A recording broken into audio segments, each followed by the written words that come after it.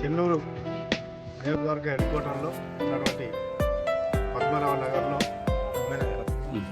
పద్మానగర్లో సంబంధించి ఈ ప్రాంత రోడ్లు గత కొన్ని సంవత్సరాలుగా రోడ్లు లేక డ్రైనేజ్ లేక ఇబ్బంది పడుతున్న విషయం తెలుసుకొని మరి మా ఎమ్మెల్సీ గారు నిధుల నుండి నా నిధుల నుండి అదేవిధంగా గ్రామ పంచాయతీ నిధుల నుంచి సుమారు 25 లక్షల రూపాయలు ఖర్చు చేసి మరి పద్మనగర్లో ఉన్నటువంటి అన్ని రోడ్లను బీసీ రోడ్లుగా డ్రైనేజీ సిస్టమ్ను డెవలప్ చేయాలనే ఉద్దేశం కొద్ది జరుగుతుంది.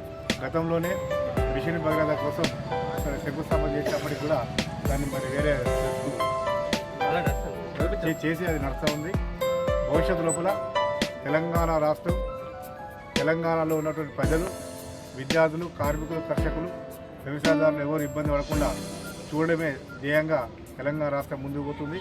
అందులో భాగంగానే ఈ ప్రాంత ఎమ్మెల్యేగా, ఈ ప్రాంత ఎమ్మెల్సీగా, ఈ ప్రాంత ప్రజాప్రతినిధులుగా మా అందరి బాధ్యతగా ఈ నియోజకవర్గాన్ని ఒక మోడల్ నియోజకవర్గంగా తీర్చిదిద్దేందుకు అందరం కృషి చేస్తున్నాం.